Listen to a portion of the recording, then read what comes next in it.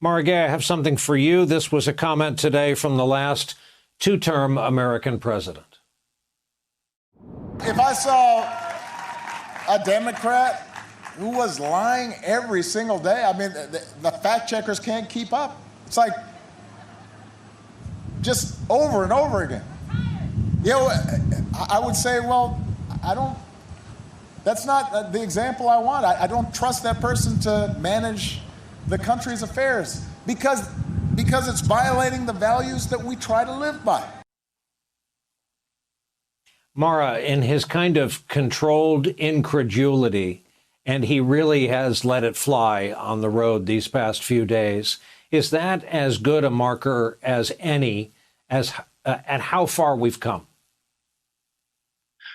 Absolutely.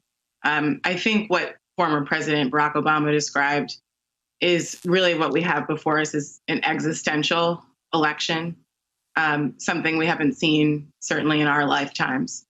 And, you know, nobody can kind of stay light on his feet the way Barack Obama can. But what he's talking about is actually deadly serious.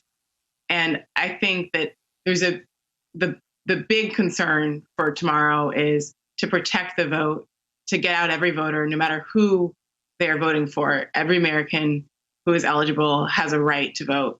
And so that focus is, I think, foremost in my mind. And then I think, you know, beyond that, my great concern is that the president of the United States, President Trump, does not seem to respect the process of the Democratic vote at all. And so I really think it's a scary time. And my hope is that, you know, Americans will not be dissuaded from voting. I think Donald Trump has gone a long way to discourage Americans from voting. That's a concern. And then on top of it, even if Joe Biden does win, how do you turn off this mania among some Trump supporters where they think that a Joe Biden win means that the election has been rigged?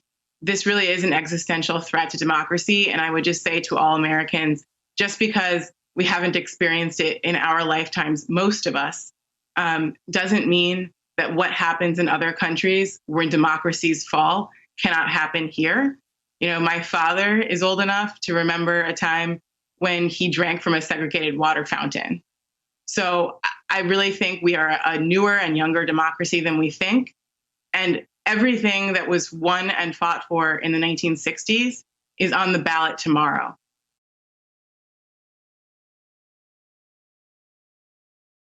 Hey there, I'm Chris Hayes from MSNBC. Thanks for watching MSNBC on YouTube. If you want to keep up to date with the videos we're putting out, you can click subscribe just below me or click over on this list to see lots of other great videos.